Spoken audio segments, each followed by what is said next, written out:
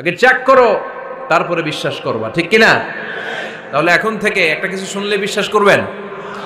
একজন এসে বলল, ভাইজান আপনার মেয়েরা দেখলাম আরেক ছেলের সাথে বাজারে ঘোরাফেরা করে, ওই রমনার বটমূলে দেখলাম আপনার মেয়ে আরেক ছেলেরে নিয়ে ফষ্টি নষ্টি করে, লোকের কথা বিশ্বাস করে বাসায় যে মেয়ের চুলের মধ্যে ধরে মাইর, আইজো মার কাইলো মাইর। এরকম হইতে পারে না? হয়তো ওই লোক আপনার মেয়ের মতো দেখতে আরেক মেয়েকে দেখছিল। এরকম হয় কিনা সমাজে? একজন এসে বললো, ভাই আপনি এখানে ভাবিরও তো দেখলাম ওই জায়গায় আরেক লোকের সাথে ঘোরাফেরা করতেছে, খবর রাখেন না বাসা? আপনি রেগে মেগে, ঘটনা কি? আমার খেয়ে আমার পরে আরেকজনের সাথে, যে এই বাড়িতে যে মায়ের, কোনো কথা নেই। দেখবেন যে ছোট্ট মারামারি থেকে এই ঘটনা অনেক সময় বিচ্ছেদ বা ডিভোর্স পর্যন্ত গড়ায়, ঠিক কিনা?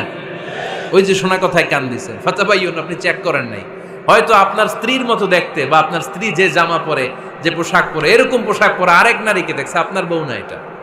আপনার মেয়ের ব্যাপারে যে তথ্য দিয়েছে এটা সঠিক নয়, সে আপনার মেয়ের মতো আরেকটা মেয়েকে দেখেছে, এসে আপনার কাছে বলে দিছে, আপনি বিশ্বাস করছেন। ভেজাল আছে না নাই?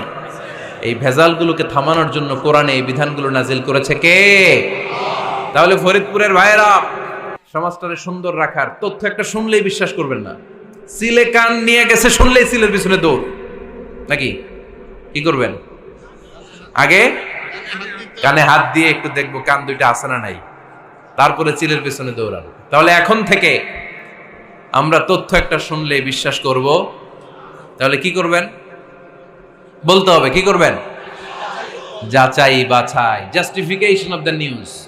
কোন নিউজ জাস্টিফিকেশন ছাড়া আমরা প্রচার করব, বিশ্বাস করব, শেয়ার করব না।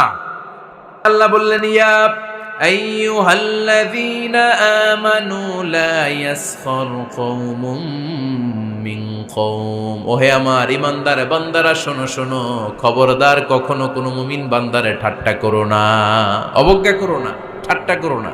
তার মনে কষ্ট হয় এমন কোনো কথা তারে বলো না। Never scoff of anybody. কাউকে নিয়ে ঠাট্টা করবেন না, তার দেহ নিয়ে, তার আকৃতি নিয়ে, তার বংশ নিয়ে। এক লোকের বাবা ছিল চোর, কিন্তু তার ছেলে অনেক ভালো। আপনি কি তারা বলতে পারবেন তুই চোরের ঘরের চোর? বলতে পারবেন? চুরি করছে বাবা, ওর কি দোষ? কথা বলেন। এগুলো কবিরা গুনাহ। আওয়াজ করে বলেন তো, কি গুনাহ? কবিরা গুনাহ। কারো আকৃতি নিয়ে, আমার ফরিদপুরের কলিজার টুকরা যুবক ভাইরা, কারো আকৃতি নিয়ে কখনো অবজ্ঞা করবে না, তুচ্ছ জ্ঞান করবে না। এটা কবিরা গুনাহ, এটা আল্লাহ খুব অপছন্দ করেন। এর কারণ আকৃতিটা আমাদের হাতে নাই। আমাদের কারো নাক লম্বা, কারো খাটো, আমরা কেউ কালো কেউ সাদা,